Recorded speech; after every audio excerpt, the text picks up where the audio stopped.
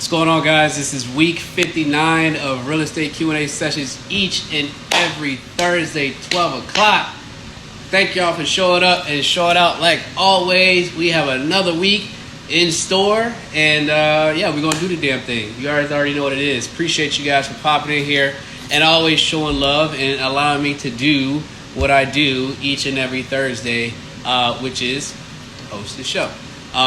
Today is a good day. Today is a good day.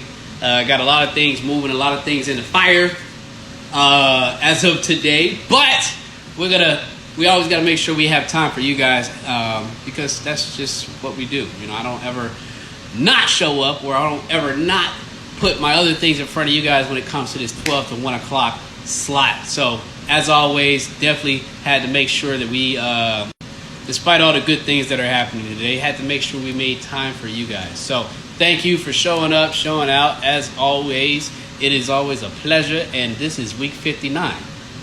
59 weeks of doing this consistently, consecutively, whatever you want to call it. 59 weeks of offering you guys real value in the real estate space, in the real estate investing space. So yes, you come here, you ask anything, everything real estate related, and I will do my best to answer. As always, I am not a guru. As a disclaimer, I am just an average Joe that I know a little bit more than your average Joe. So that is my disclaimer. You guys can this lock right here really be showing up.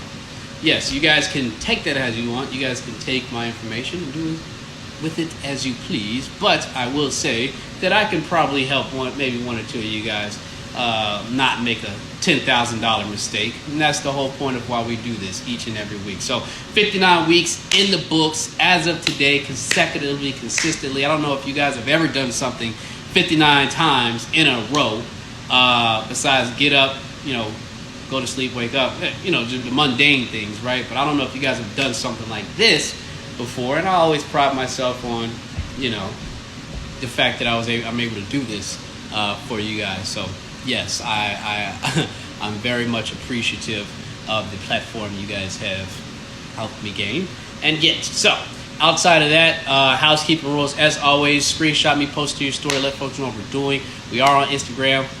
We are going to be moving to YouTube here soon.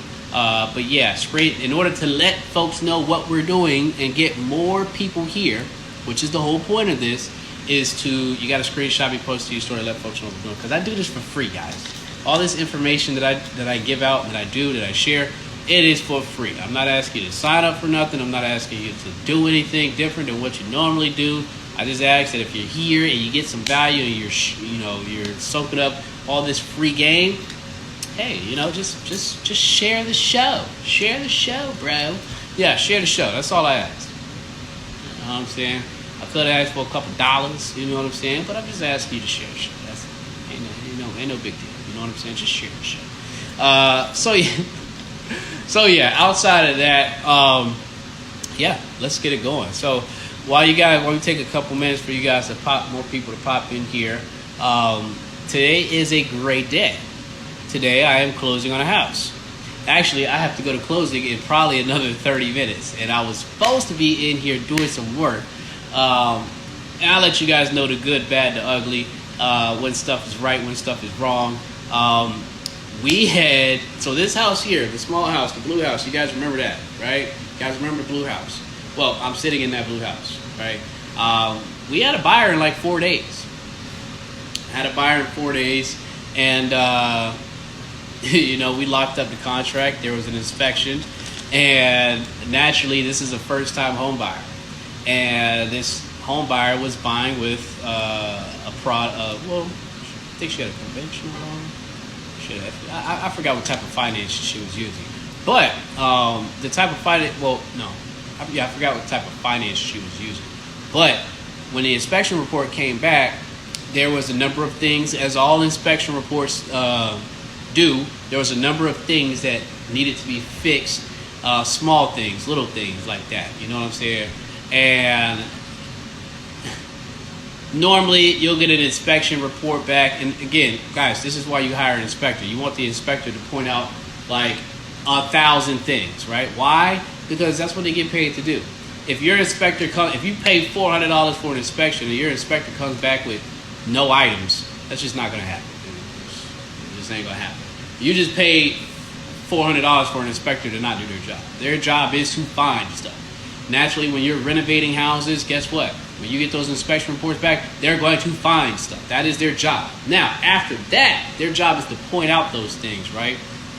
Their job is to point out the small things, this, that, and the third. It is up to the agent and the buyer to decide what they're going to negotiate, what they want done, and what they're okay with letting go, or not letting go, but not using it as a negotiating tactic. This is where negotiations happen after the inspection. It can either be, some instances, not even some instances, most instances, somebody loves the house, they get an inspection report back. Let's say it's 50 items or 30 items. They might only want 5 or 10 things done. If somebody is like skittish and don't know what they're doing, or they're just really skittish and freaked out, they might want all 30 items done, right? And it's up to the seller at that point to decide, hey, you want 20 items done off this inspection report. I'm only willing to take care of this, this, and this. It might only be 10 things or 5 things. And at that point, it's a negotiation. The seller can say, the buyer can be like, oh, well, okay, that's fine. Or they can be like, no, we really want this, or we're going to walk. And so in this instance, they wanted everything on the inspection report taken care of, which, I'm not going to say it's not realistic, but it's not really realistic. You know what I'm saying? So in doing so, they sent their release form.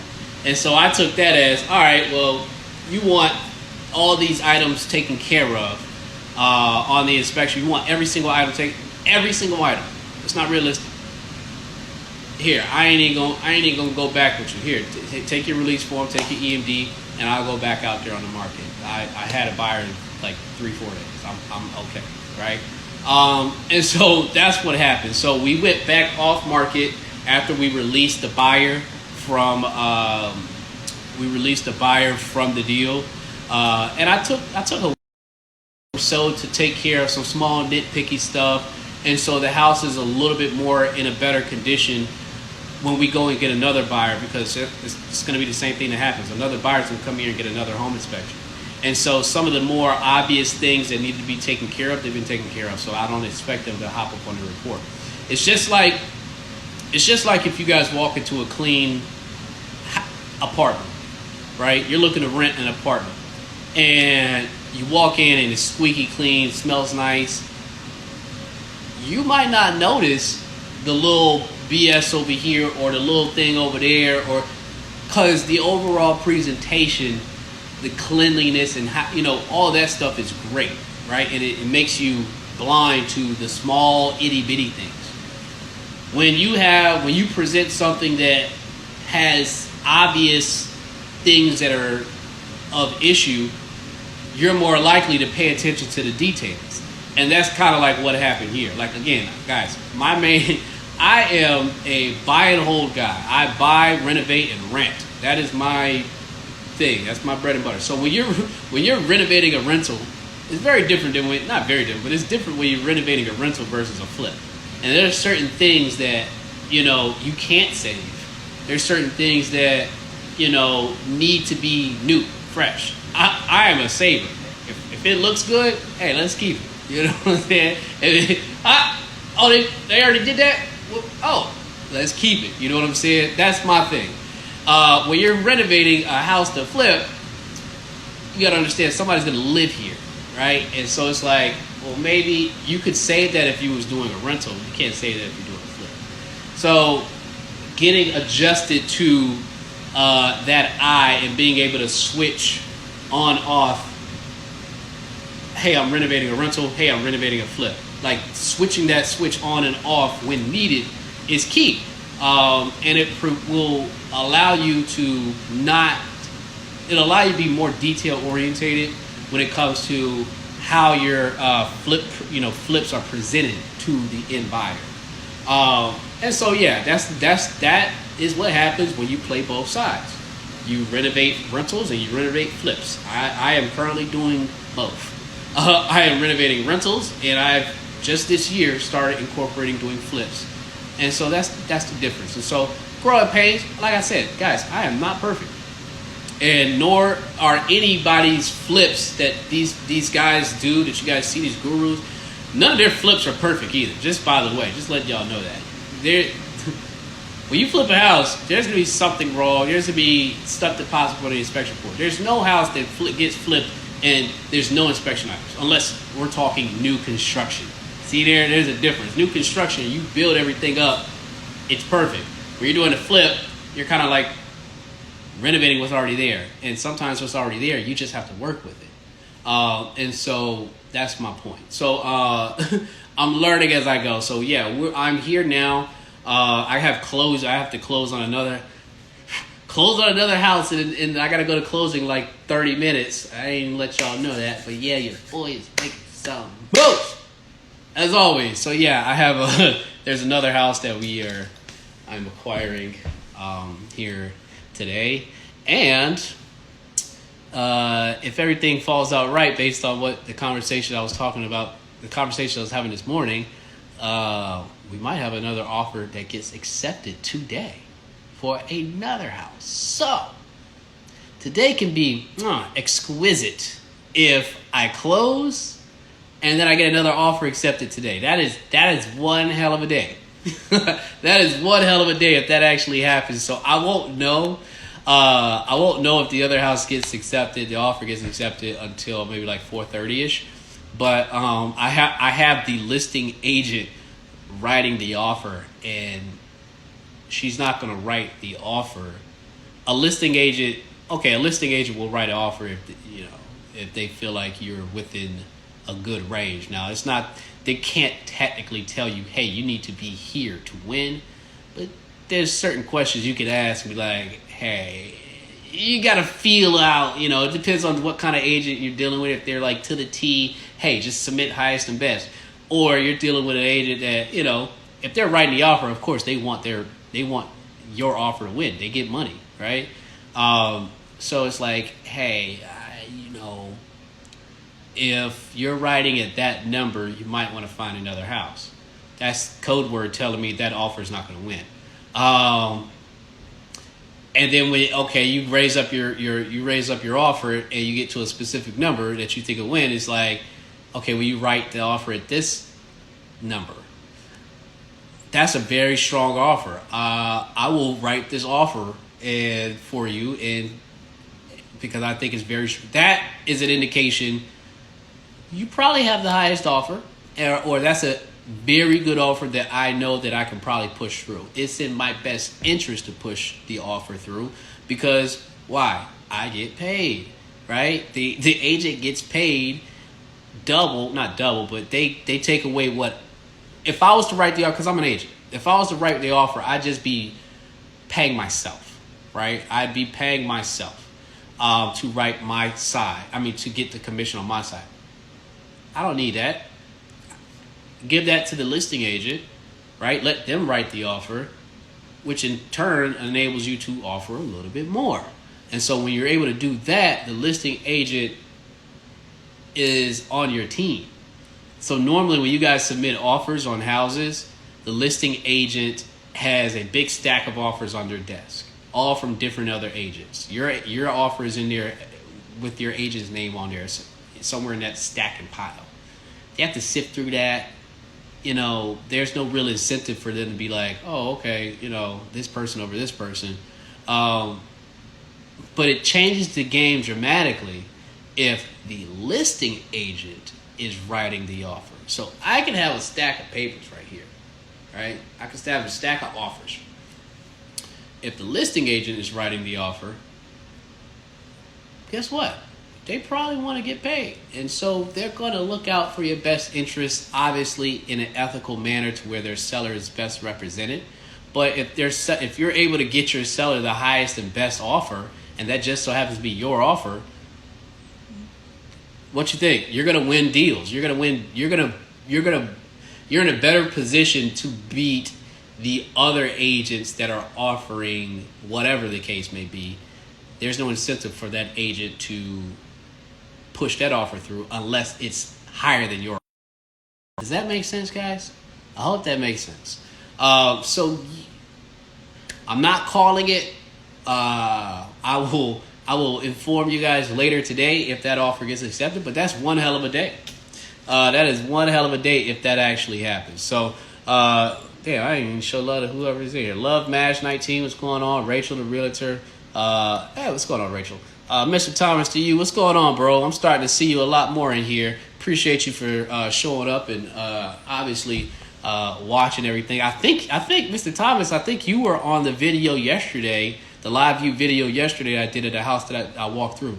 That is actually the house that I put the offer in this morning on. So cross our fingers, hopefully we can get it. But if we do get it, then yes, I am celebrating tonight.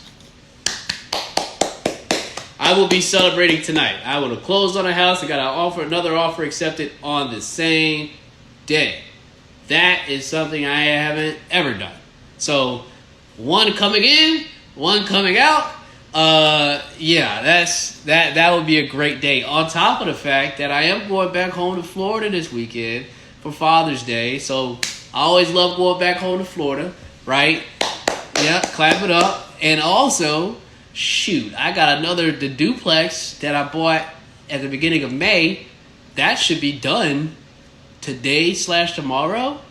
So I spent 5 weeks on that and got it done. Yo, we are rolling. I am rolling.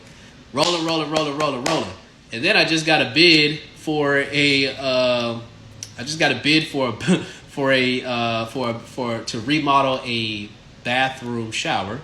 That came in. We'll start that job Monday. It's been a lot of stuff, guys. It's been a lot of stuff. So, between new houses, old houses, getting these, pushing some of these other houses out the pipeline to get rented, it's definitely been a lot. And I need an assistant. That is a fact. I need an assistant because, I just need one. What's going on, Sneaker Feed? What's going on, Mark? Corey, what's up? Hey, oh yeah, Corey, by the way. Is that, Corey the investor? That's not the Corey I was texting yesterday. I was asking about seamless shower doors. If you are the Corey that asked me yesterday about seamless shower doors, put a thumbs up. I don't think that's right, Corey. Mr. Thomas to you says, that's what's up. Yes, that is what's up. Be a great day if that happens. Brent, what's going on? Sneaker Feed with the palm trees. Mr. Thomas, head down and focus. Yeah, head down and focus is the plan. I wanted to take a vacation this weekend while I was down in Florida and boogie down to Key West and stuff like that. But there's so much to do that I'm not going to be able to do that. I am literally running around today trying to get everything set up to where. Can you tell me your title company is Clearview Title? It's Clearview Settlement Solutions. That's the agent. She's writing my offer. She's trying to get information about the title company. But anyway, so yeah, I was gonna boogie down to Florida, see my pops for not Thanksgiving, see my pops for Father's Day, and then me and wife was gonna boogie down to Key West, and I was gonna spend maybe 3-4 days down there and come back, which means I would be gone until mid next week, end of next week. That ain't gonna happen. I'm going to leave tomorrow and probably come back on Monday. That's just what it's got to be, because there's jobs that have to get started. And plus, I close on this house today. I need to get the guys going on that house too. So one thing I've learned, and this is important, when you start scaling and doing more deals or multiple deals at a time, even if you're just doing your first deal, what really screwed me up in the beginning when I first started was we would have inventory sitting because we would only work one house at a time. So I have one house that I'm working on and then the other one is just sitting. Or, I'm working two houses over here and then one just sits. And so I've learned that that's not a good thing to do, right? It's not even learn. Just don't do that, right? Only work what you can work within your bandwidth, right? Because holding costs are going to kill you, right? There's more things susceptible to go wrong if your house is just sitting and you're not working in it. It's just a lot of complications and things that it's a risk, right? The longer you're sitting on that house unrenovated, it's not making you any money. It's costing you money. And so, now that I'm in a better space than I was when I first began, we're starting to knock these things out, right? And so if you look at, when did I close on this house? I closed on this house at the beginning of April. And it's done. Now it's on the market, obviously, but that's 2.5 months, right? That's pretty good. I was actually done with the renovation in like 5 weeks. So, but you see, 2.5 months is way better than this house sitting for 6 to 8 months. The duplex I bought at the beginning of May. It's mid-June. That's 5-6 weeks, and I'm done. So, getting in immediately, renovating as soon as possible, and getting out definitely turns. That turnover allows you to keep more cash in your pocket, eliminates a lot more risk, and gets you to either a tenant where you're cash flowing quicker, and or a sale where you're now making your money back and able to pay off your hard money lenders, which is key, right? Because you're making interest only payments, whether you're flipping with hard money or whether you're buying rentals with hard money. You're making those interest payments every single month. And if you're sitting on a project for 6 to 8 to 10 months, that's gonna kill you. It's gonna kill you. You know what I'm saying? So that is something that I learned over time. Keep things going. And there's a difference of, once you do one flip and you start doing another flip, now you might have a crew. You might have a couple. You have guys that are working pretty much exclusively for you. And it gets to a point where, all right, you kind of got to keep things moving. And so if they get into this house and they finish it in 5-6 weeks, what's after that? What house is check? She keeps texting me. What are they going to do after that? 5-6 weeks is not a long time. That's a quick turnaround. So if you don't have anything set up after that, where are you guys going? They're following. They're going to work for somebody else. And you might not find another deal for another month, 2 months, 3 months. They're working with somebody else. You might not even get them back. So I'm at the point now where I have to keep deals flowing in the pipeline. So if we're finishing rehabs in 5, 6, 8 weeks, I got to have something already in the hopper because it takes 30 days to close. And so you got to have something already kind of set up to where once they finish this house, they move to this house. So yes, the duplexes, we just got done renovating that. It's going to be done today or tomorrow. We close on another house today. Guess where they're working next week? In that house. If we get that other house, if we get that our offer that we submitted this morning accepted, and it closes in 30 days, well, guess what? They're working on after today's house that we close on. They're working on that house. So it's flowing. Things are flowing. And so yeah, that's important for you guys. If you're just starting out, just worry about one house, one deal. That's all you need to be worried about. Don't worry about scaling or anything. One house. And I always advocate, don't get in there and try to do an $80,000 renovation. Don't go in there and try to do, a complete gut job. You are new. You are new. Take it. I'm not saying you can't do it. You spend your money however you want to spend it. I ain't got nothing to do with me. Right? It ain't my pocket. It ain't my money. I just advise. I try to advise and give you guys the best opinion I can give you in regards to what I believe is smart. Not saying you can't go do an $80K renovation. If you're doing an $80K renovation, look, I'll give you a perfect example. I think I have a video, I haven't even posted. I had a video of a deal that I went and looked at earlier this week from a wholesaler. And I was not able to get inside the house. Basically, long story short, he threw it at me. I was like, okay, cool. This is a great deal. Can I get inside? And he said, no, we don't have access. And the seller's not letting nobody in. I'm like, well, I'm not going to buy the house sight unseen. Even though the numbers work, everything's great, here's my offer, it looks great, but I just need to see it in order to confirm. Well, we can't confirm until we get the seller lets us in. So I'm like, okay, well, look, I'm not going to do that because, the margins are already tight. And if I get in there, if I commit and I get in there and I see that the basement's, not finishable or something like that, then that drastically changes my numbers and I'm off. I'm screwed. I'm off.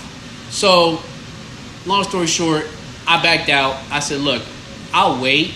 If you find somebody between now and then that's going to buy it sight unseen, take their offer. But I'll be here whenever you get access. Just holler at me whenever you get access. Fast forward, he got access. Gave me the code exclusively. I had probably about, as soon as he gave me the code, it was like 7 o'clock at night. I went. I put the dog in the car and I went. That's how quick you got to be because I knew he's going to give the code to everybody else. It was a hot deal. Everybody's going to, I go there and I go there and I actually see the house. So I had a budget of about $45K. Let me tell you something. I had a budget of about $45K just based off the pictures because he had very nice pictures. He knew what he was doing. Take professional pictures if you're a wholesaler. It looked great. So I was like, okay, I could probably get this thing done in like $45K. I go to the house. And I'm going to post this video. I go to this damn house. And usually it's a matter of when you walk into these rehabs, you have a budget in mind of what you are going to spend. 30, 40, 50, whatever. You're just going in to see if you're going to need to add to that budget or can you subtract from that budget. And so I already knew 45 looks about right on this. Now I'm either going to go in this house and either add or subtract. I'm going to see some things that are either going to be no bueno, tack on, or I'm going to go in and be like, damn, oh, I can keep that. That, take away. And so I get to the house and guess what I'm doing? I'm adding to the budget. So my budget went from $45,000 all the way up to almost $80,000. And I'll tell you what I saw, and it was great that I actually did not buy sight unseen because I would have been rude. Let me tell you something. If you guys ever budget $45K and the real budget is $80,000 to get the house done, you're out of there. You're screwed. It's over. It's a wrap. Cancel Christmas. So I get there. The roof's jacked up. So I need a new roof. All jacked up. The wood around the roof, the soffit, all jacked up. It had metal siding. And this is a 3-story house, probably 1,800 square feet. It's a big house. It had metal siding. They use vinyl siding nowadays. So the metal siding was all dingy blue. Oh my gosh. You'd either have to get new siding or you would have to paint it. And that's a lot to paint. So bad roof, bad siding, all the windows were wooden windows. And guys, if you've never bought windows before, windows are expensive. Windows on rehabs are expensive. I can tell you a window will probably cost you about $150 to $200 per window. And if you have a house that has 15 to 20 windows, you get what I'm saying? And that's not even including the actual install, like the labor cost. So you might spend anywhere between $250 to $300 per window. And so if I have a house that has 15 to 20 windows, I'm spending $4,000 or $5,000 on just windows. So add that, windows, roof, bad roof, bad siding, wooden windows. What else? Get inside. No central air. It's all radiators. So it's different if you had a furnace and gas furnace and you had ductwork throughout the house. No, because if that was the case, you can just add a condenser outdoor unit. You save money because the only thing you have to do is tie into your existing ductwork. Ductwork is expensive, by the way. It's all metal. You got to wrap it around. It's expensive. So if I already had ductwork in, I just add a condenser. My cost isn't $8,000 to $10,000. But if I have radiators throughout the house, that means I have to cut those out. I have to put an indoor unit and an outdoor unit in and run ductwork. So that's like another $10,000, $8,000 to $10,000. Guess what it had? It had radiators. So add that to the list. Okay? Layout. Was the layout open? The layout was so choppy. You had to open it up. So that's more open layouts up cost. That's 5 things. Now we're talking about 5 things. And so we have a bad roof, bad siding, all new windows. What else did I say? Central air. You need to add central air. I'm missing something. Oh, the layout's bad. And guess what? I went into the basement. Basement wasn't finishable. The height was like 6 foot, so I can't do anything. It's got to remain a crawl space. But guess what else was going on in the basement? It was probably about half a foot of water in that basement. It was flooded. The basement was literally flooded. And thank God we had a typhoon of a rain earlier that day, because the basement wouldn't have flooded. Right? You can literally see the main sewer pipe sticking out the ground. Around it was a hole, and it was water coming out of that hole. Oh, no bueno. No bueno. None. You might be talking about a cracked main drain pipe under the foundation. No. That's 6 things. So that budget went from $45K to $80,000. Just like that. I'm sorry. And this is the point I was trying to make to you guys about being a first-time flipper, renovating for the first time. I ain't ashamed to tell y'all, I'm not doing no $80,000 renovations. I'm just not. Don't even want that headache. Nope. I'm good. I like to stay in the 10 to 25 range. $80,000 is a lot. And if you've never renovated a house before, that $80,000 is probably going to be 90 to 95. You have to account for the stuff you're going to miss, the mistakes, all that stuff, right? I put together budgets now where I add, and I want cushion. It might take me $10,000, $15,000 to renovate, but I'm pulling 25. You never know. You know what I'm saying? And that's usually what happens. But if you're new, you can anticipate that whatever rehab costs you have, it's going to be, just add 10% more. Just add some more money on there, because you're going to make mistakes. The project is not going to go as fast as you want it. So if you're a first-time renovator and you say, I want to spend, I think I can get this house done in 5 months, well, it's probably going to take 6. If you think it's going to take 6, it's probably going to take 7. You know, you think you're going to spend 30, you're probably going to spend 40. That's just what it is. You're not good at it yet. You don't know. I'm not even good at renovating yet. Y'all might think I am, but I mean, there's guys that really do this. They flip hundreds and hundreds of houses. I haven't flipped that many houses, right? Not hundreds of houses. I've done enough renovating to know, all right, pace. This is the order, sequence. We need to do this. We need to do this. I'm starting to use the same materials, so it gets easier. I'm not reinventing the wheel each and every house. I know my paint colors. I know my floor colors that I'm usually getting. I know my tile colors that I'm usually doing. The designs, I know what I'm usually doing. I have a cabinet supplier. I know the granite supplier. It's pretty cookie cutter type stuff. You know what I'm saying? And so that's what starts to happen when you start doing multiple rehabs and getting into the game. When you first start out, you're not going to know, all right, my rehab should look like this. Every efficient rehabber has a template. And the really good ones, if you're doing a lot of volume, they might have 3 different templates of houses.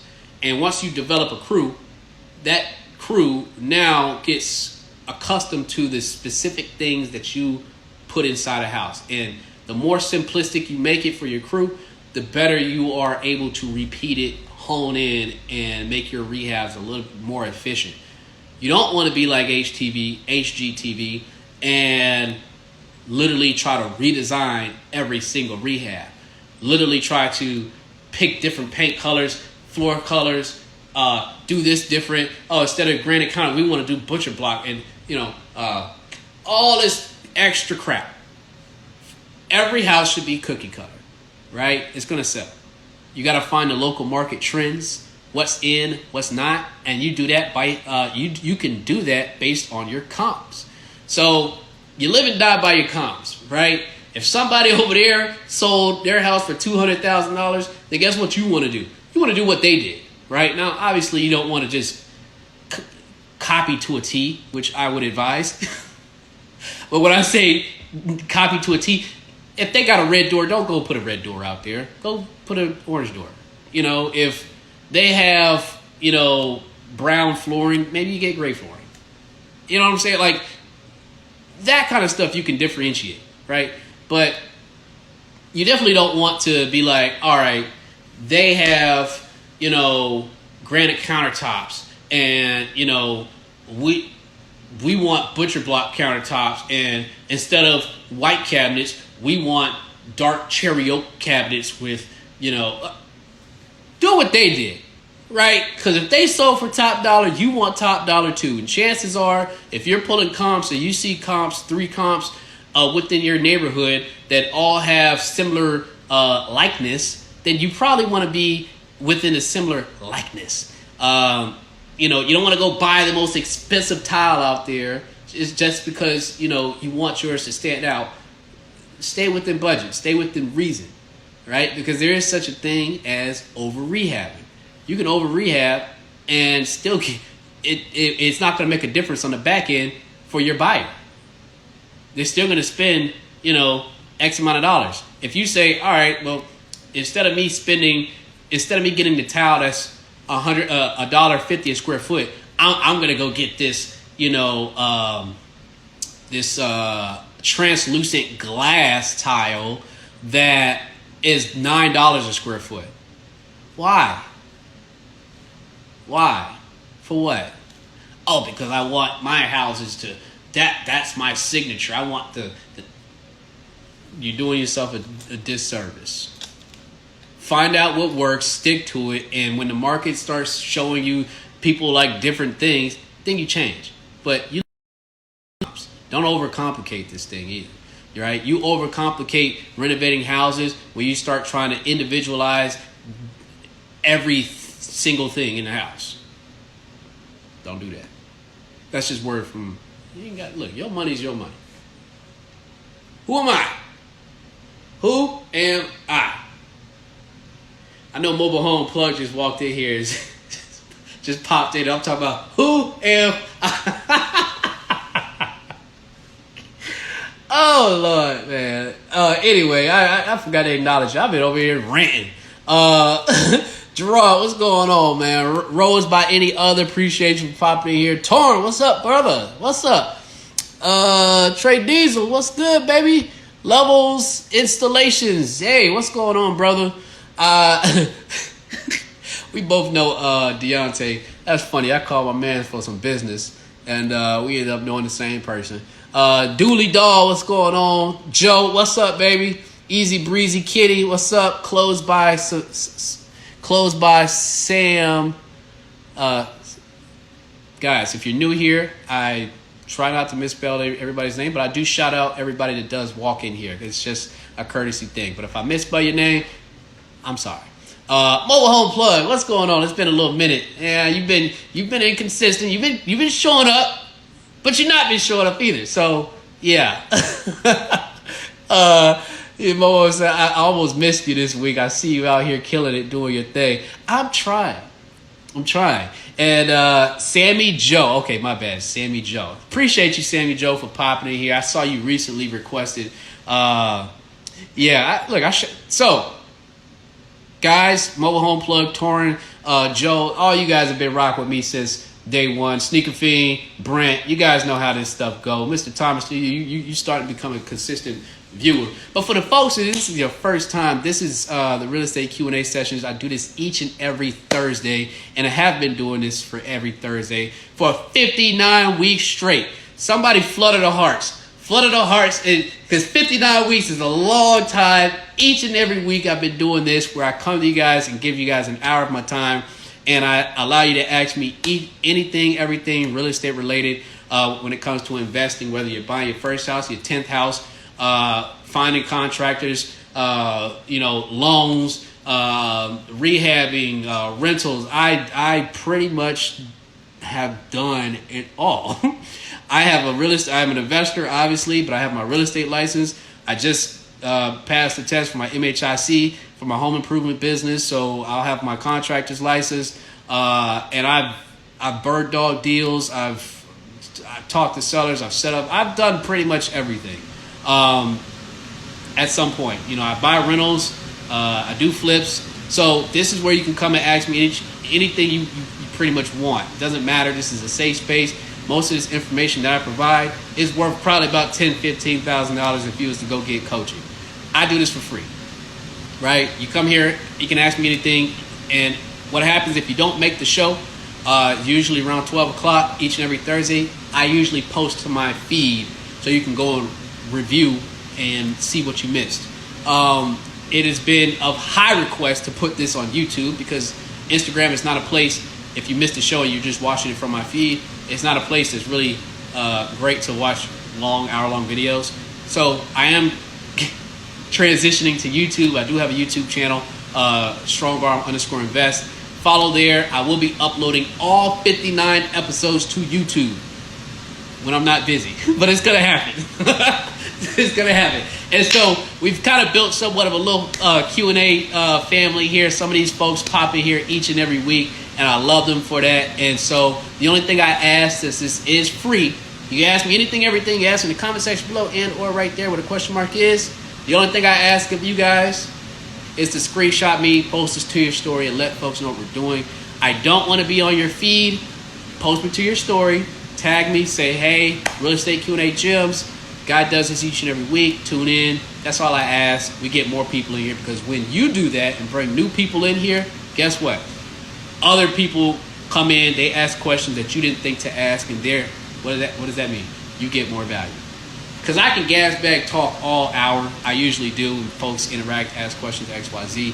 We also have guests on here. But I also want you to bring in new folks too. That's the only thing I ask. Is that too much to ask? Mobile Plug says that's love. We appreciate you. Of course, I appreciate y'all. Y'all always show up and show me love. I love it. Mobile Plug. This is also accountability center too. My loyal viewers, they hold me accountable when I tell them to hold me accountable, and I hold them accountable. So I think I got a couple notable people in here that I need some checkups on. First of all, Mobile Home Plug. Yeah, actually, Mobile Home Plug. We'll start with you. You need to let me know what's the deal. Are you back in the mix? Are you back wholesaling? Because last time we checked, you told me you was taking a break, and then you told me that you were getting back into the mix slowly. So I need an update. Are you back wholesaling these mobile homes in Arizona? Let me know. Comment under the section below.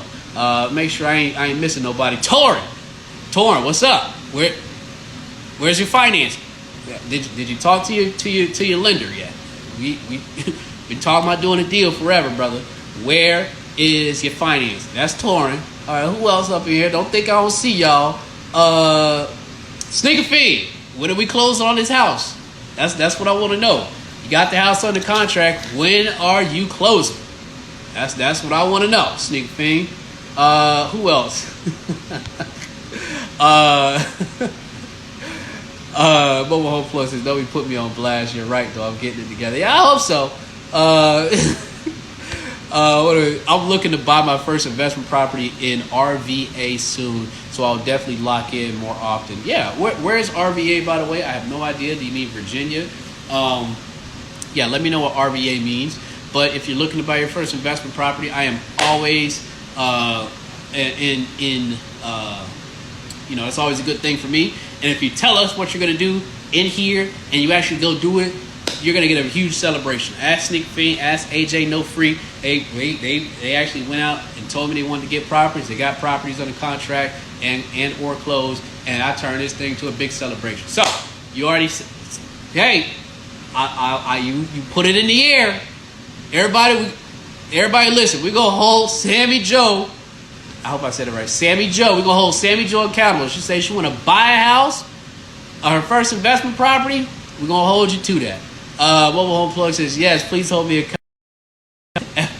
I am jumping in. Yeah, you're in a niche market. You're doing something that's very specific. You know how many people are clamoring over the people that are winning right now are wholesalers. They are winning because guys like me, we trying to find deals and they're getting marked up. It's crazy. The wholesalers are winning right now. So if you're not, in fact, you need to comment down below, Mobile Home, and let me know when are you going to start your marketing again. Now we getting, yeah. I'm really gonna hold you. What day? When are you putting your money back into? When are you gonna start your marketing back up for your wholesaling? That's what I want to know. Torrance says I've been on it. Okay, well keep me updated. Closed by Sammy Joe says in Richmond, Virginia. Yes, hold me accountable. Yes, I'm gonna hold you accountable. Everybody, Richmond, Virginia. That's not where we are. But in fact, better yet, Sammy Joe, what's your time frame? Are you trying to buy an investment property before the end of the year or next year? And if you're saying next year, what's holding you back from this year? Because, folks would be like, well, I'll buy something next year and kind of just give themselves so much time, it's almost like an excuse. Nah, I'm trying to get these properties now, right? Mia Samaj, what's going on? Oh, is that, we was at ROTC together. I remember you. Dang, that was a long time ago. That was 12 years ago? 11, 12 years ago? What's good, though? Closed by Sammy says, I'm in analysis paralysis right now. I just got my real estate license in May, so I just need to pull the trigger by the end of the year, really September. Yes, that's what most people trying to figure out the financing part. So, yeah, this is a great place for you to come, right? I can do my best by answering everything, all the questions you have, especially when it comes to a fear of doing this or a fear of doing that, which results in us being in analysis paralysis. But I will tell you that the way you feel is not any more different than what most people feel before they start venturing into buying investment properties and or their forever home. Because buying a house is the largest purchase you'll make in your lifetime. This is not going and spending $5. You spend $5 today, you're like, okay, whatever. If you lose it, you spend $100,000, and you like, I'm a little bit more, I'm a little bit more close to the vest as far as how I want to disseminate my $100,000, whether I'm willing to lose it or not. I don't think anybody's willing to lose $100,000. So your expectation and feelings are not anything new. It took me, when I bought my very first house, I said it was in February. I said I was going to have a house by September. I didn't start looking for an actual house until the following year, February. So I was in analysis paralysis for like a year, and but the ultimate thing is you just got to go do it, right? If you're young and if you don't have too many obligations or liabilities, look, just go do it. It's easier said than done, but this is where you come and get your questions out that are going to make you feel a little bit more comfortable about going and purchasing a home. To this day, which today I will be closing on a house in the next, I think I got to get out of here in like 15 minutes. I will be closing on another property. Now, do I feel the same nervousness? Yes, I always do, right? Because at the end of the day, buying an investment property is still an investment. When you put money in the stock market, you're going to lose it. When you buy a house, you can lose money. It's the same thing, right? So if you're buying houses and if you don't have that uneasy feeling, like obviously my level of uneasy is not going to be your level. It's just comfort, right? Difference in comfort, because I've done multiple. But if you don't have any, If you don't have any uneasiness or nervousness at all, then that's a problem, because you should not take for granted. Don't be naive to the fact that just because you bought a house that you're gonna make money. Don't be naive, right? To that fact. I appreciate every house I purchase. Today, when I close, I'm closing just like this, in my work boots and my trusty pants and this beat up shirt, but I'm celebrating. I celebrate every closing, because I remember when I ain't have no houses, right? I remember when I didn't have a rental portfolio. So, you never want to get too high on yourself either. As far as the financing, guess what? Find a deal first. Don't figure out the financing. Find a deal. If you find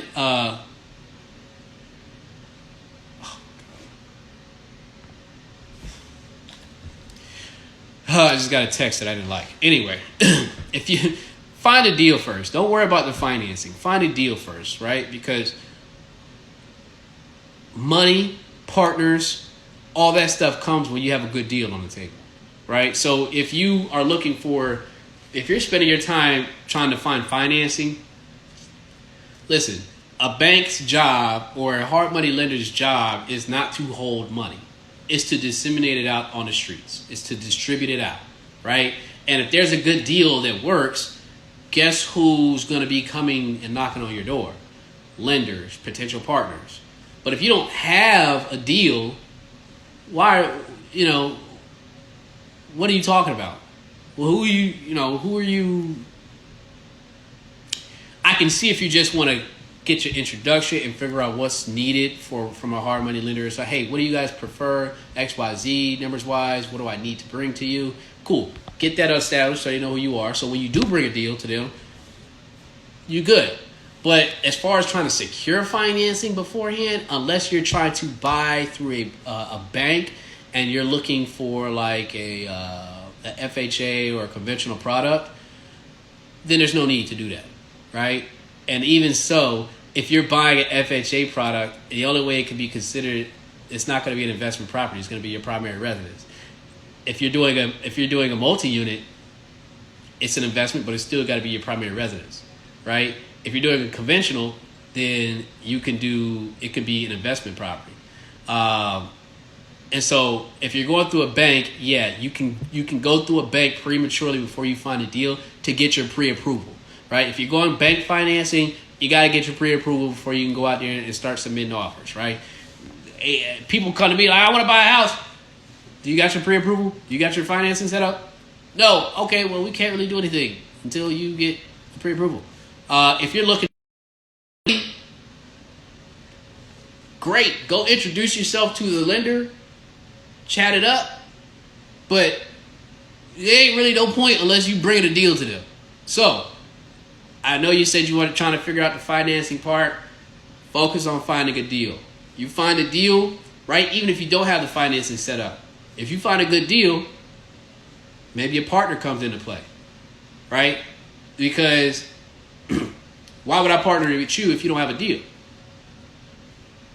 If you come to me with a deal and say, hey, look, I got this deal. These are the returns, XYZ. Oh, I got money. So you can find partners. You can find money. All that stuff comes after. Most people they think the money part comes first. Well, I need $20,000, $50,000. No, find a deal first. Find a deal that works and the numbers that work. Lenders, partners, all that stuff comes. It will follow you if you have a hot deal. That's just the way things go. Kyle the King, what's going on, brother? Mobile Unplugged says starting the marketing today. Y'all hold me accountable and keep me in y'all's prayers. Let's get it. Yes, that's what we want to hear. And maybe we gave Mobile Home the jump, the push today, but go ahead and swipe that credit card for those mailers. Go ahead and swipe that credit card for those bandit signs. You know what I'm saying? Go ahead and hit the phones today. You know what I'm saying? Do whatever cold calling you got to do, but it's got to be today. You put it in the air. That's what it's got to be, and that's how we're going to rock it. So by next week, yeah. So by next week, we want a status update. How many leads you talked to? You know, you got any hot ones? Did you go on any appointments? Did you secure any contracts? You know what I'm saying? That's what we want to hear by next week.